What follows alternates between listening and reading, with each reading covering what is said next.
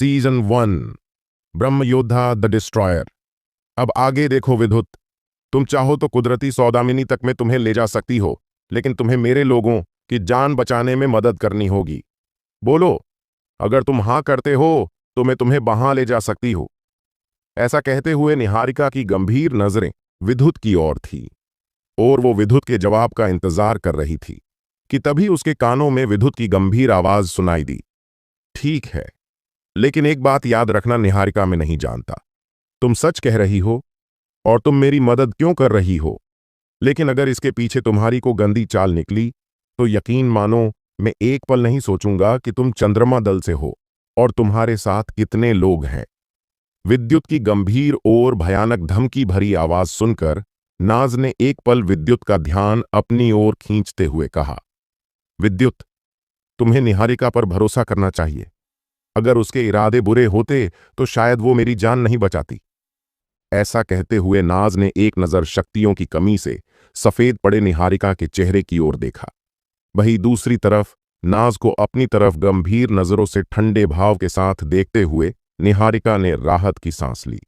असल में निहारिका एक ताकतवर दल से थी और वो अच्छे से जानती थी कि नाज ने जो हमला किया था वो एक शापित सील थी, जिसका इस्तेमाल करने पर किसी सुप्रीम की आत्मा को भी नश्वर सम्राट होते हुए जख्मी किया जा सकता था। तभी तामिस्र ने गंभीर आवाज में कहा, लेकिन हमें सबसे पहले यह जानना होगा कि पिशाच कबीले के कितने लोग वहां मौजूद हैं।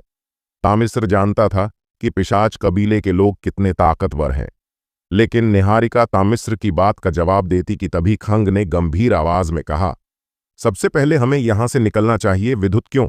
अगर हमारे मुकाबले ने जरूर के पिशाच कबीले के बुजुर्ग को सतर्क कर दिया होगा। इसलिए खंग की बात सुनकर सभी रोशनी में बदलकर तेजी से बाहर से जाने लगे। जिनके जाते ही उस जगह पर एक बार फिर घना अंधेरा और धुंध छाने लगी, और जैसे ही वो धुंध हटी उस जगह पर से बुजुर्ग अंधा की लाश का नामो निशान तक नहीं था सिवाय उड़ती राख के। वहीं दूसरी तरफ एक शांत जगह पर बुजुर्ग विषधर और बुजुर्ग आग्नेय की मदद से अपनी शक्तियों को ढकते हुए विद्युत ने निहारिका की ओर देखा, जिसका पीला पड़ा चेहरा ठीक होने लगा था। विद्युत की नजरें अपनी ओर होते देख निहारिका ने गंभीर आवाज में कहा, मैं उस कुदरती सौदामिनी को काबू करने ही वाली थी कि तभी हम पर पिशाच कबीले के बुर्जुक चीतकार और एक दूसरे 7 पड़ाव के बुजुर्ग और भी है। विद्युत, 7 4 पड़ाव के 4 बुजुर्ग और है, जिनमें से एक तुमने खत्म कर दिया। इसलिए अब इस वक्त वहां 3 और 4 पड़ाव के सुप्रीम बुजुर्ग मौजूद है, जिनसे मेरे कबीले के तीनों बुजुर्ग सुनहरी और मेरे साथ आए नश्वर सम्राट लोग मुकाबला कर रहे हैं। ऐसा कहते हुए निहारिका की आंखों में फिक्र थी, क्योंकि वो अच्छे से जानती थी कि विद्युत के साथ ऐसा कोई नहीं था जो 7 पड़ाव के जितना ताकतवर हो। 7 पड़ाव के बुजुर्ग का जिक्र सुनते ही खंग ने गंभीर आवाज में कहा, विद्युत, एक फैसला लेने से पहले सोच लेना, क्योंकि 7 पड़ाव के 2 बुजुर्ग सामना हम मिलकर भी नहीं कर सकते हैं। ऐसा कहते हुए खंग के चेहरे पर नाराजगी तो थी, क्योंकि वो अच्छे से जानता था कि ट्रेनिंग के दौरान हमला करना कितनी वाहियात हरकत, वो भी अपने से छोटे जवान पीढ़ी के योद्धा पर। वहीं दूसरी तरफ खंग की बात सुनकर विद्युत ने एक पल सोचा। उसके माथे पर परेशानी थी, क्योंकि वो जानता था कि अब उसकी मदद करने के लिए मधु भी नहीं थी। साथ ही विद्युत अच्छे से जानता था कि सुप्रीम आग्नेय और सुप्रीम विषधर मिलकर के 7 पड़ाव के सुप्रीम बुजुर्ग को संभल सकते थे। विद्युत अब भी सोच ही रहा था कि एक गंभीर आवाज उसके मन में सुनाई दी। वहीं दूसरी तरफ काफी देर तक विद्युत को कुछ न बोलते देख निहारिका को लगने लगा कि विद्युत उसकी मदद से इनकार कर देगा, लेकिन तभी विद्युत ने गंभीर आवाज में कहा, एक बात बताओ निहारिका, यामिनी और माया कहाँ? असल में विद्युत ने सभी को साथ जाते हुए देखा था। वहीं दूसरी तरफ यामिनी और माया की बात सुनते ही निहारिका ने गंभीर आवाज में कहा, दरअसल वो दोनों समाधि में मौजूद उस शक्तिपुंज की तलाश कर रही है, इसलिए मैं उन दोनों के बारे में कुछ नहीं जानती। उन्होंने सुनहरी और कुछ नश्वर सम्राट योद्धाओं को मेरे साथ भेजा था, लेकिन वो सभी बुरी तरह जख्मी होकर मारे जा चुके हैं। अगर हमने देर की बुजुर्ग घड़ियाल, बुजुर्ग सामा और बुजुर्ग दीना ज्यादा देर तक मुकाबला नहीं कर पाएंगे। ठीक है, चलो तो फिर चलते हैं। ऐसा कहते हुए विद्युत ने अपनी पकड़ सुनहरे भाले पर मजबूत की ओर खड़ा होते हुए बोला। लेकिन तभी निहारिका के परेशान चेहरे को देख कार विद्युत समझ गया कि वो अपने साथ आए दल के लोगों के लिए परेशान थी, जिसे देखकर विद्युत ने हल्की मुस्कुराहट के साथ कहा, फिक्र मत करो। भले ही मैं नहीं जानता कि पिशाच दल और बाकी लोग कितने ताकतवर है, लेकिन बुजुर्ग घड़ियाल और बाकी लोग कम ताकतवर नहीं है, और मुझे यकीन है उनको हराना इतना भी आसान नहीं है। असल में विद्युत ने निहारिका के साथ आए बुजुर्ग को मुकाबला करते देखा था, और वो हैरान भी हुआ था। इसलिए विद्युत को यकीन था कि पिशाच दल भले ही ताकतवर हो, लेकिन किसी सुप्रीम को हराना इतना भी आसान नहीं है। तभी विद्युत ने अपनी मुस्कुराहट को बड़ा करते हुए कहा, अब जब कुदरती सौदामिनी को हासिल करने के लिए मुझे पिशाच कबीले का सामना करना पड़ेगा, तो मैं इतनी आसानी से हार नहीं मानने वाला। और अपनी नजरें सामने की ओर करते हुए बोला, वो जगह यहां से कितनी दूर और हमें कितना वक्त लगेगा वहां पहुंचने में। विद्युत की बात सुनकर निहारिका के चेहरे पर मुस्कुराहट आ गई और उसने हड़बड़ाहट में कहा, अगर हम अभी इस रास्ते पर चले तो आधे घंटे में हम समाधि की गहराई वाले हिस्से में पहुंच जाएंगे।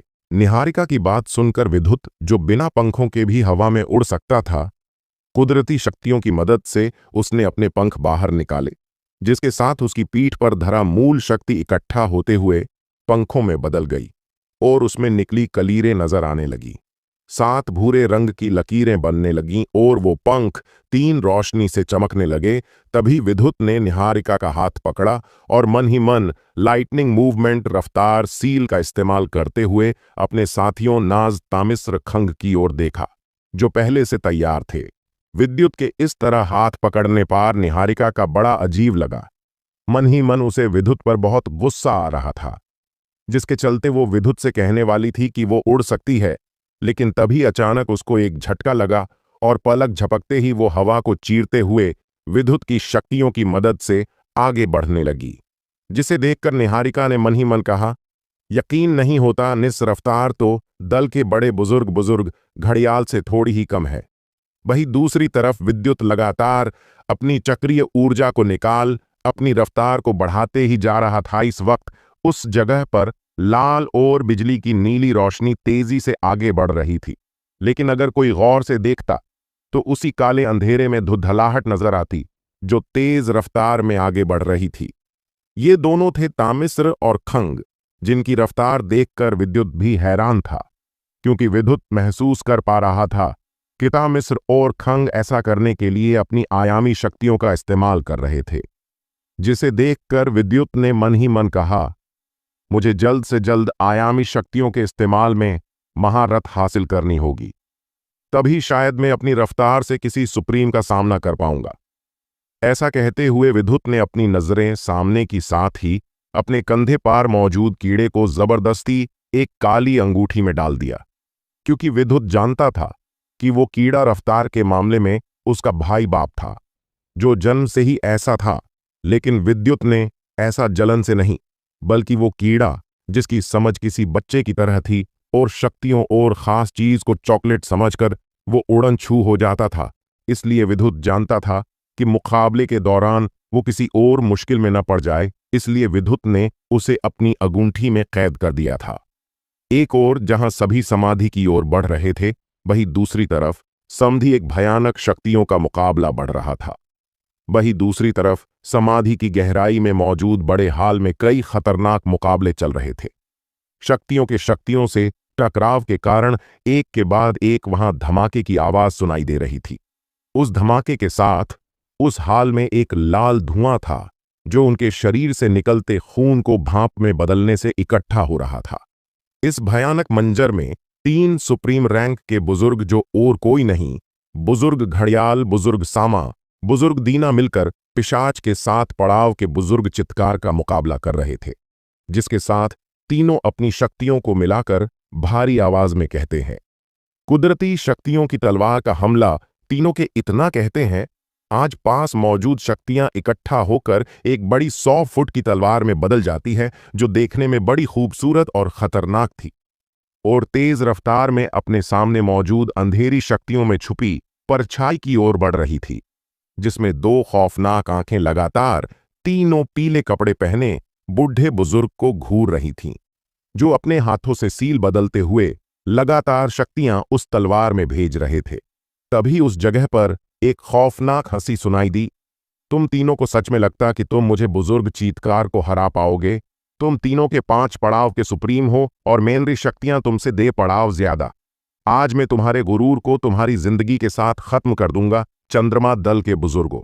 जिसके साथ ही उन अंधेरी काली धुंध में मौजूद परछाई में से ढेर सारी काली धुंध की शक्तियां एक खूनी रंग की चादर में बदल जाती हैं। ये चादर देखने में धुंध 100 फुट मोटी दीवार थी, जिसमें अजीब ओ गरीब आवाज आ रही थी।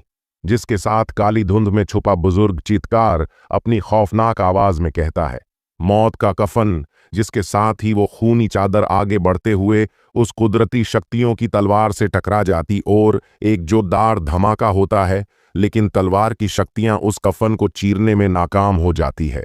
जिसे देखकर बुजुर्ग सामा नाराजगी के साथ दांत पीस कर कहता है, आह, ये बहुत ताकत है, हम तीनों मिलकर भी इसका मुकाबला नहीं कर सकते। न जाने निहारिका यामिनी तक पहुंचने में कामयाब हो पाई होगी कि नहीं। ऐसा कहते हुए बुजुर्ग सामा की आंखों में नाराजगी थी और वो लगातार बुजुर्ग घड़ियाल और बुजुर्ग दीना के साथ पीछे हट रहा था। लेकिन वो खूनी चादर अगले पल पल तीनों बुजुर्ग को घेर लेती है, जिसके साथ ही तीनों की आंखों के आगे खूनी अंधेरा छा जाता है और वो तुरंत अपनी आत्मीय शक्ति का इस्तेमाल कर खुद को ढक लेते हैं। लेकिन तभी तीनों की आंखों में खौफ नजर आने लगता है, क्योंकि अगले पल और तीनों पर चारों ओर से सैकड़ों स्पिरिचुअल बीस्ट हमला करते हैं, जिसे महसूस कर चंद्रमा दल के तीनों बुजुर्ग खुद को शक्ति कवच से ढकते हुए अपनी जान बचाने की कोशिश करते हैं। लेकिन उस कोहरे चादर से निकल रहे बीस्ट इतने खतरनाक थे कि वो उनके शक्ति कवच को तोड़कर तीनों बुजुर्ग से जा टकरा जाते और उस खंडहर के हाल में एक बड़ा धमाका होता है।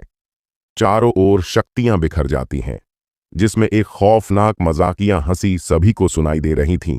ये हंसी थी बुजुर्ग चीतकार की, जो अपने हमले से तीनों चंद्रमा दल के बुजुर्ग को जख्मी होकर पीछे होते देख रहा था। तभी बुजुर्ग घड़ियाल नाराजगी से कहते हैं, बुजुर्ग चित्कार, चंद्रमा दल तुम्हारी ये हरकत भूलेगा नहीं। असल में हुआ ये था कि चंद्रमा दल और पिशाच दल दोनों ये एक साथ कुदरती सौदामिनी को ढूंढा था, लेकिन पिशाच दल ने उस कुदरती सौदामिनी को पहले हासिल करने की कोशिश की और वो नाकाम रहा। वही दूसरी तरफ लेकिन जब चंद्रमा की निहारिका कुदरती सौदामिनी को काबू करने ही वाली थी, तभी पिशाच दल के दोनों बुजुर्ग दामी और आगामी ने बुजुर्ग और एक और 4 पड़ाव के बुजुर्ग ने बुजुर्ग चीतकार ने निहारिका पर चुपके से हमला कर दिया था, जो जिसके चलते निहारिका बुरी तरह जख्मी हो गई और उसे पीछे हटना पड़ा। तब दोनों दल के लोगों के बीच खतरनाक मुकाबला हुआ, लेकिन जब बुजुर्ग घड़ियाल को लगा कि वो पिशाच दल का सामना नहीं कर पाएंगे, तो उन्होंने मौका देखकर निहारिका की भागने में मदद की। लेकिन बुजुर्ग कानू ने निहारिका को भागते देख बुजुर्ग कानू को उसे खत्म करने के लिए भेज दिया। उस ख्याल आते हो बुजुर्ग घड़ियाल के चेहरे पर नाराजगी नजर आने लगी, क्योंकि वो जानते थे कि बुजुर्ग घड़ियाल एक 4 पड़ाव का सुप्रीम था और निहारिका 8 पड़ाव की नश्वर सम्राट के साथ साथ बुरी तरह जख्मी थी। इसलिए वो जानते थे कि वो बुजुर्ग अंधा के हाथों मारी गई होगी। वही दूसरी तरफ बुजुर्ग सामा की बात सुनकर बुजुर्ग चीतकार ने हंसते हुए कहा, तुम तीनों को सच में लगता है कि कोई तुम्हारी मदद करने आएगा? तो तुम ये ख्याल दिमाग से निकाल दो, क्योंकि बुजुर्ग अंधा ने कब का उसे खत्म कर दिया होगा। रही बात उन बेवकूफ लड़की यामिनी और उसकी बहन की, तो उसे खुद हमारे दल के तामसिक बुजुर्ग वहां खत्म कर चुके होंगे, उसकी मदद से त्रिशंग और उस शक्तिपुंज को हासिल करके। हाँ, एक भयानक हंसी के साथ बुजुर्ग चीतकार का मजाक उड़ाने लगा, जिसके चलते बुजुर्ग घड़ियाल, बुजुर्ग सामा और बुजुर्ग दीना को गुस्सा आने लगा। लेकिन उनके माथे की परेशानी बता रही थी कि उनकी शक्तियां खत्म होने के कगार पर थीं। लेकिन उनकी इस हालत को देखा कार बुजुर्ग चीतकार ने एक और हमला करते हुए कहा, चलो अब वक्त आ गया कि तुम तीनों के साथ ये मुकाबला खत्म किया जाए। शैतान का मुखौटा और काली धुंध से घिरे बुजुर्ग चीतकार ने इतना कहा था कि 100 फुट बड़ा मुखौटा काली शक्तियों से बनकर तैयार हो गए, जिसकी आंखें रहस्यमयी ढंग से खुली हुई थीं और वो अपने भयानक मुंह को खेलते हुए तीनों बुजुर्गों की ओर बढ़ने कहा, जिससे बचने के लिए तीनों ने अपन शक्तियों का कवच तैयार कर दिया। लेकिन उनके कवच में दरार पड़ती जा रही थी। लेकिन यह हालत तीनों बुजुर्गों की नहीं, बल्कि चंद्रमा दल और उसके साथ मौजूद सुनहरी और उसके साथियों की भी थी, जो मिलकर भी एक 4 पड़ाव के बुजुर्ग का सामना नहीं कर पा रहे थे। सुनहरी, जो कि एक अर्ध सुप्रीम थी, वो चंद्रमा दल के भूरा और बाकी 2 नश्वर सम्राट के साथ मिलकर पिशाच दल के एक 4 पड़ाव के बुजुर्ग से मुकाबला कर रही थी। लेकिन लगातार हमलों के बाद भी वो पिशाच दल के 4 पड़ाव के बुजुर्ग के जख्मी नहीं कर पा रही थी, जो खौफनाक हंसी के साथ एक के बाद एक हमले करते जा रहा था। क्या पहुंच पाएगा विद्युत वक्त पर या नाकाम होगा हासिल करने में?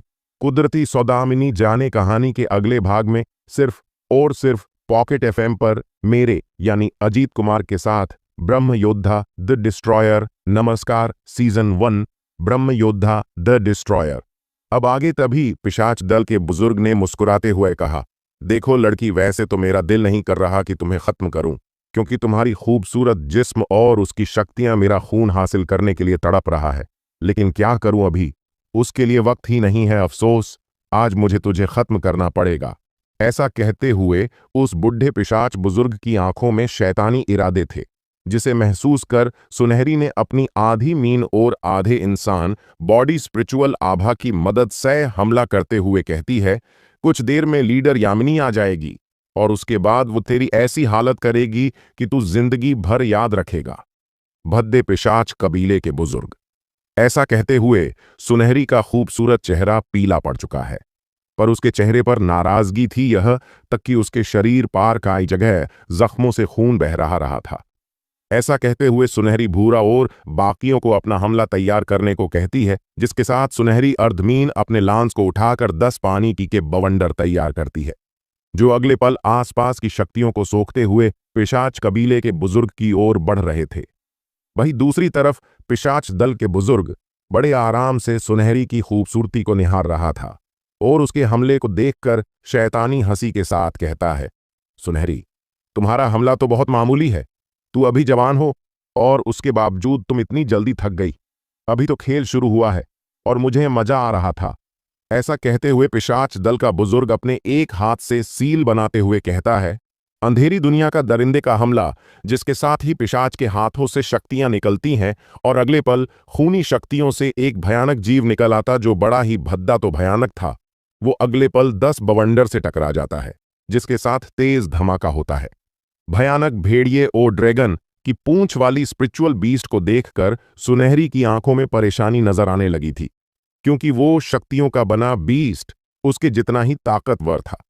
लेकिन भयानक बीस्ट हमला रुकता नहीं है। वहीं दूसरी तरफ सुनहरी समझ जाती है कि वो अब जिंदा बचने वाली नहीं है, इसलिए वो भूरा और बाकी सभी को पीछे हटने को कहती है, लेकिन कोई भी पीछे हटने को तैयार नहीं होता है। जिसके साथ ही भूरा नाराजगी से कहता है, मैं अपने साथियों का बदला लिए बिना कहीं नहीं जाने वाला। ऐसा कहते हुए भूरा आगे बढ़ता, अपने पैर को पटकता और काली शक्तियों से घिरे बुजुर्ग के सिर पर हमला करता है, जिसे देखकर पिशाच कबीले के बुजुर्ग की आंखों में बेरहमी नजर आ जाती है और वो अपने दूसरे हाथ को शक्तियों से बदलते हुए पंजे में बदल लेता है, जो किसी तिलिस्मी जीव के हाथ जैसा था और उसमें से सूखे खून की बदबू आ रही थी। शक्तियों की लाल तलवार को अपने खूनी पंजे से पकड़ते हुए बुजुर्ग पिशाच उसी आसानी से तोड़ देता है और अगले पल भूरा के सीने पर अपने पंजे से हमला करता है, जिसके साथ वो पंजा भूरा के शरीर पर चढ़े लाल शक्तियों के कवच को चीरते हुए उसके सीने को चीर कर रख देता है, जिसमें से ढेर सारा खून और एक भयानक दर्द भरी चीख सभी को सुनाई देती है। जिसके साथ ही भूरा पीछे जाकर दीवार से टकराकर जमीन और गिरता है। उसके शरीर में हिलने की ताकत नहीं थी। वो अपनी धुंधली पड़ती आंखों से उस बीस्ट को देख रहा था, जो सुनहरी की ओर बढ़ रहा था। वहीं दूसरी तरफ वो भयानक स्पिरिचुअल बीस्ट सुनहरी से टकराने ही वाला था, जिसके 10 फुट खुले मुंह को अपनी आंखों के सामने देखकर सुनहरी खौफ से अपनी आंखें बंद कर लेती है। वो समझ गई थी कि भूरा के साथ ही ये मुकाबला खत्म हो चुका है। उसके साथ आए आधे से ज्यादा लोग मारे जा चुके थे और अब उसके साथ 2 नश्वर सम्राट बचे थे, वो 7 पड़ाव जितने ताकतवर थे। इसलिए सुनहरी ने मान लिया था कि बुजुर्ग पिशाच के हाथों बेरहमी से मरने से अच्छा है कि वो इस हमले से मारी जाए। लेकिन तभी अचानक उसके कानों में एक बिजली की चरमराहट सुनाई दी और उसको एक ताकत व शक्ति महसूस हुई। जैसे ही उसने अपनी आंखें खोली, उसकी आंखों के सामने एक बिजली की शक्तियों की दीवार थी। लेकिन तभी उसने गौर से देखा कि वो बिजली की दीवार नहीं, बल्कि एक बिजली से बना 100 फुट बड़ा स्पिरिचुअल बीस्ट था। अचानक वहां एक बिजली से बना 100 फुट बड़ा आधा बैल इंसान आभा बाला स्पिरिचुअल बीस्ट देखकर सुनहरी हैरानी हो जाती है। और अगले पल उसकी आंखों के सामने मौजूद बिजली से बना स्पिरिचुअल बीस्ट अपने बड़े मुक्के में शक्तियों को भरते हुए सामने से आते काले भयानक भेड़िए पर हमला करता है, जिसके साथ ढेरों बिजली की शक्तियां निकलकर उसके हाथ में इकट्ठा हो रही थीं। एक पल के लिए वो सब कुछ बहुत धीमा हो चुका था और सुनहरी महसूस करती कि उसके शरीर के चारों ओर एक भूरे रंग की रोशनी है, जिसे देख सुनहरी की आंखों में हैरानी और बढ़ जाती, क्योंकि वो एक मूल तत्व शक्ति आभा थी जिसे वो पहचानती थी। जिसके साथ ही वो हैरानी भरी नजरों के साथ शक्तियों की दिशा में देखती तो उसे महसूस होता कि उसकी ओर एक बिजली की शक्तियों से घिरा लड़का आकर खड़ा होता है, जिसकी रफ्तार इतनी तेज थी कि उसे एक पलक झपकाने का वक्त भी नहीं मिला। तभी सुनहरी के कानों में एक नाराजगी भरी आवाज सुनाई देती है, बिजली का मुक्का। अगले पल बिजली का वृषभ अपने 10 फुट मोटे मुक्के से भयानक भेड़िए के बीस्ट के मुंह पर हमला करता है और पलक झपकते ही एक जोरदार धमाका होता है, जिसके साथ ही भयानक शक्तियों का बना भेड़िए दरारों से घिर जाता है और एक बड़े धमाके से फट जाता है, जिसे देखकर पिशाच कबीले के बुर्जुक की आंखों में नाराजगी नजर आने लगी थी, क्योंकि उसके सामने उसका हमला नाकाम हो गया था। लेकिन वो अगले पल कुछ कदम पीछे हटता है, क्योंकि धमाके से उत्पन्न खतरनाक टकराव की शक्तियां इतनी भयानक थीं कि वो किसी सुप्रीम तक को जख्मी कर सकती थीं। वहीं दूसरी तरफ अपनी ओर अति धमाके की शक्तियों को महसूस कर सुनहरी की आंखों में खौफ था। लेकिन तभी उसकी नजर विद्युत पर पड़ती है, जो उसके चेहरे से एक हाथ की दूरी पर था, जिसका चेहरा एकदम शांत था, लेकिन उसकी आंखों में बिजली की शक्तियां भरी हुई थीं। और वो अगले पल अपने हाथ की सील बदलते हुए गंभीर आवाज में कहता है, विद्युत मंत्रा सील, पहला पड़ाव वज्रवात चक्र विद्युत। इतना कहते ही सुनहरी से पीछे हटने को कहता है, लेकिन सुनहरी विद्युत की शक्तियों को देखकर इतना हैरान थी कि उसे यकीन ही नहीं हो रहा था कि वो विद्युत की शक्तियां महसूस नहीं कर पा रही थी। लेकिन तभी विद्युत ने निहारिका को अपने हाथ से पकड़ और अपने पास खींचकर नाराजगी के साथ पलक झपकते ही उस जगह से दूर चला गया। वहीं दूसरी तरफ सुप्रीम आग्नेय और सुप्रीम विषधर ने भी चंद्रमा दल के बुजुर्ग को बुजुर्ग चीतकार के हमले से बचा लिया था। लेकिन इस वक्त उस हाल में सभी की नजरें उस स्पिरिचुअल आभा पर थीं, जिसे देखकर बुजुर्ग चीतकार के रोंगटे खड़े हो गए थे, क्योंकि वो पहचानते थे वृषभ मंत्रासील को। कुदरती बिजली से बना एक भयानक बीस्ट तैयार करती थी, जिसको खुद रघुवंशी साम्राज्य के थंडर ऑफ गॉड कहे जाने वाले लीडर ने तैयार किया था। सभी के दिमाग में एक पल के लिए वो खौफनाक मंजर याद आ गया था जब थंडर ऑफ गॉड ने कोहराम मचा दिया था। इसलिए पिशाच दल के सभी मेंबर उस नाम से तक खौफ खाते थे। वहीं दूसरी तरफ विद्युत एक सुरक्षित जगह पर पहुंचकर सुनहरी से नाराजगी से कहता है, अरे तुम कर क्या रही हो?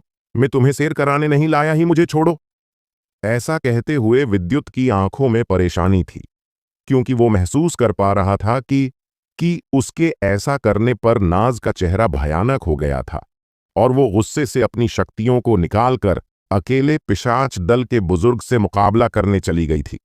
तभी विद्युत के कानों में तामिस्र की आवाज सुनाई दी, तुम कोई मौका नहीं छोड़ते हीरो बनने का विद्युत। ऐसा कहते हुए तामिस्र की के होठों पर एक शरारती मुस्कुराहट थी, जिसे देखकर विद्युत कुछ कहना तो चाहता था कि तभी उसकी नजर तामिस्र पर पड़ती है, जो अपनी रहस्यमयी तलवार को बाहर निकालता है और उसमें आयामी शक्तियों को भरकर एक दरार तैयार कर गायब हो जाता है।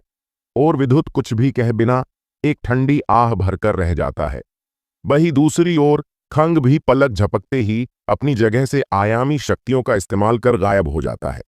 तभी विद्युत कानों में सुनहरी की मीठी आवाज सुनाई देती है, शुक्रिया मदद करने के लिए तुम्हारा। ऐसा कहते हुए सुनहरी हिचकिचाते हुए कहती है, देखो, अगर तुम अपना हाथ हटाओगे ऐसा कहते हुए सुनहरी, जो कि एक अर्धमीन थी, उसका चेहरा भी इंसानों की तरह शर्म से लाल हो चुका था। वही दूसरी तरफ सुनहरी की बात सुनकर विद्युत तुरंत अपना हाथ हटाता है और उसे समझ आ जाता कि तामिस्र, खंग और नाज उसे ऐसे अजीब नजरों से क्यों देख रहे थे। वही दूसरी तरफ अगले पल विद्युत अपनी शक्तियों के साथ जैसे ही वृषभ मंत्र सील को वापस लेता तो सभी को नजर आता है कि वो एक काले कोट पहना जवान लड़का विद्युत है, जो अपने कंधे पर सुनहरा भाला लटकाए तेजी से नाज और बाकियों की ओर बढ़ रहा था, जो पिशाच दल के बुजुर्ग की ओर बढ़ रहा था कि तभी उसके आगे दो काली परछाई आकर उसका रास्ता रोक लेती है और उसके कानों में एक शैतानी हंसी सुनाई देती है। लड़के, तू सच में हमें हैरान करने में कामयाब रहा, लेकिन तेरी ये शक्तियां हम दोनों के सामने के कुछ भी नहीं है। इससे पहले कि हम तुझे बेरहमी से खत्म करें, बुजुर्ग अंधा की अंगूठी और खूनी कोहरा और खूनी समुंदर सील हमें दे दे, वरना तू जानता नहीं है कि आज हम तेरी मौत बद से बदतर कर देंगे। दोनों बुजुर्गों की शक्तियों को महसूस कर विद्युत के माथे पर परेशानी नजर आने लगती है, लेकिन विद्युत उसे जाहिर नहीं करते हुए मुस्कुराकर कहता है, क्या तुम्हें मैं बेवकूफ दिखाई देता हूं, जो खून के बदलाव के दोनों हिस्से तुम्हें दे दूं? दम है तो आकर ले लो, पिशाच कबीले के बुड्ढों। ऐसा कहते हुए विद्युत अपने हाथ की सील बदलता है और अगले पल उसके शरीर सुनहरी अग्नि तरल से ढक जाता है। उसके चारों तीन रंगों की रोशनी किसी न्यूट्रॉन की तरह घूमने लगती है और उसके शरीर से ढेर सारी कुदरती बिजली की शक्तियां निकलाकर एक बिजली का गोल कवच तैयार कर देती है, जिसे देखकर दोनों भयानक काले कोट से ढकी परछाई बुजुर्ग आगामी और दामी नाराजगी से कहते हैं, तेरे पास चाहे कितनी भी मूल शक्तियां हो और कुदरती शक्तियां हो, लेकिन तेरी असली शक्तियां एक 9 पड़ाव के नश्वर सम्राट है और हम 4 पड़ाव के सुप्रीम, तू हमारा सामना कर ही नहीं सकता कड़के। दोनों बुजुर्गों की बात सुनकर विद्युत मुस्कुराते हुए हंसता और अचानक गंभीर होते कहता है, अच्छा तो ठीक है, आज मैं वादा करता कि तुम दोनों को जिंदा नहीं जाने दूंगा। खून के बदलाव का पहला पड़ाव खूनी समुंदर, दूसरा पड़ाव खूनी कोहरा, तीसरा पड़ाव खून की शक्ति। क्या तुम यही तो वापस नहीं चाहते थे? अफसोस, मैंने इसको सीख लिया पिशाचों। आज मैं तुम्हें तुम्हारी ही सील से हराकर खत्म करूंगा और तुम्हें इस पिशाच दल के इज्जत की धज्जियां उड़ा दूंगा। दोनों पड़ाव के साथ ही विद्युत की शक्तियां 9 पड़ाव के नश्वर सम्राट से 2 पड़ाव के सुप्रीम जितनी हो गई। साथ खून की शक्ति सील से विद्युत समझ गया था कि टकराव की शक्तियों को कैसे काबू किया जाता है, जिसे विद्युत ने सोनी अंतराज्योति स्तर की आत्मीय शक्ति के चलते समझते देर नहीं लागी और इस वक्त किस्मत से उस हाल इतनी जंगली टकराव की शक्तियां थीं कि विद्युत अच्छे से जानता था कि उसके लिए दोनों सुप्रीम रैंक पिशाच बुजुर्गों को संभालने में मुश्किल भी होती। ये सील विद्युत को बुजुर्ग सौरंग से हासिल हुई थी। अब समझ आ गया था कि विद्युत को उस वक्त सभी पिशाच कबीले के बुजुर्ग नाराजगी से क्यों देख रहे थे। वही दूसरी तरफ विद्युत देख रहा था कि खून के बदलाव की तीसरी सील के इस्तेमाल के साथ समधि में कुदरती और टकराव की शक्तियों में हड़कंप मच गया था और अगले पल चारों ओर शक्तियों के लाल भंवर तैयार होने लगे थे, जो विद्युत के शरीर में लगातार जंगली शक्तियों को भेज रहे थे। अपने सामने के नजारे को देखकर बुजुर्ग चीतकार ने नाराजगी के साथ कहा, आरे देख क्या रहे हो, रोको उस लड़के को, वरना अगर उसने तीसरी सील का इस्तेमाल कर लिया तो उसकी शक्तियां तुम्हारे जितनी हो जाएंगी। ऐसा कहते हुए उसके चेहरे पर नाराजगी थी, क्योंकि सुप्रीम आग्नेय और सुप्रीम विषधर के आ जाने से बुजुर्ग चीतकार को 5 पड़ाव के 5 सुप्रीम से मुकाबला करना पड़ रहा था। और अब भले भी वो एक साथ पड़ाव के सुप्रीम थे, लेकिन अब वो एक साथ इतने लोगों का सामना नहीं कर पा रहा था, जिसके साथ ही वो लगातार मुश्किल में पड़ रहा था। बुजुर्ग चीतकार मन ही मन विद्युत को कोस रहा था, क्योंकि अचानक उसने मुकाबले के रुख को ही बदल दिया था। बुजुर्ग चीतकार एक काबिल 7 पड़ाव का तजुर्बेदार बुजुर्ग था। वो अच्छे से जानता था कि विद्युत के साथ जितने भी लोग थे वो अपनी अपनी शक्तियों के इस्तेमाल में लाजवाब थे और एक साथ होने पर उनका सामना करना बेहद मुश्किल था। वो अपनी आंखों में परेशानी के साथ विद्युत की देख रहा था, जिसके चारों ओर इस वक्त खूनी लाल 20 भंवर थे, जिनकी शक्तियों को वो तेजी से अपने 104 शक्ति बिंदु से सोख रहा था। इस वक्त विद्युत के पूरे शरीर पर लाल नसों उभार नजर आ रहा था और उसे अपने शरीर में अनंत जंगली शक्तियों का एहसास हो रहा था, जिसे वो अपनी अनंत शाश्वत और पर्पल पॉइजन आत्मीय शक्ति से काबू कर रहा था। साथ विद्युत की आंखें भले ही बंद थीं, लेकिन उसका पूरा ध्यान अपनी बढ़ती दो काली धुंध से घिरी परछाई पर थी, जो अपने हाथों को खूनी पंजे में बदलकर विद्युत पर हमला करने वाली थी कि तभी अचानक विद्युत के शरीर से 3 रोशनी निकली, जो अगले पल एक 40 फुट के क्रिस्टल से ड्रैगन में बदल गई, जिसके बाहर आते ही चारों ओर तापमान ठंडा होने लगा। वही दूसरी भूरी रोशनी एक भूरे रंग के बीस्ट में बदल गई, जिसके मुंह के सैकड़ों हजारों दांत थे और उसके सिर पर ढेर सारी आंखें थीं, जिसके 6 पंख फड़फड़ाने से शक्तियों की लहर निकल रही थी और वो अपने नुकीले 6 पंजों से हमला करने के लिए तैयार था। लेकिन अगले पर सभी की नजरें उस काली शक्तियों पर थीं, जो एक साए में बदलकर एक बुढ़े इंसान में बदल गई, जिसके चेहरे पर मुस्कुराहट थी और वही उस परछाई को देखकर बुजुर्ग आगामी के चेहरे पर नाराजगी थी, क्योंकि विद्युत के शरीर से निकली तीसरी परछाई बिल्कुल उसके हूबहू थी, जो उस पर हंस रही थी। असल में अपनी शक्तियों को सुप्रीम रैंक पर पहुंचने के बाद विद्युत ब्रह्म हरिताल को काबू कर पा रहा था, और ब्रह्म हरिताल का कोई मूल रूप नहीं था, इसलिए वो जिसका चाहे उसका रूप ले सकती थी। लेकिन तभी विद्युत के सारी से ढेरों कुदरती बिजली निकली, जो अगले पल बदलकर एक 80 फुट जितने अजगर में बदल गई, जो तीनों मूल तत्व शक्ति बीस्ट के आगे जाकर खड़ी हो गई, जिसे देखकर सुनहरी ने हैरानी भरी आवाज में कहा, क्या ये एक 9 पड़ाव के नश्वर सम्राट की शक्तियां हैं? अगर ऐसा है तो वो सोच नहीं पा रही थी कि अगर विद्युत सुप्रीम रैंक हासिल करेगा तो क्या होगा। लेकिन तभी सुनहरी ने गंभीर आवाज में आगे जाए हुए कहा, हमें विद्युत की मदद करनी चाहिए। वो अकेला 2 पिशाच दल के बुजुर्ग को नहीं हरा पाएगा। ऐसा कहते हुए सुनहरी ने निहारिका की ओर देखा, जो गंभीर नजरों से उसे देखते हुए बोली, मुझे लगता है हमें थोड़ा इंतजार कर अपनी शक्तियों को भर लेना चाहिए। शायद तुम्हें मालूम हो तो मैं बता दूं, विद्युत ने पहले ही एक 4 पड़ाव के सुप्रीम अंधा को खत्म कर दिया है,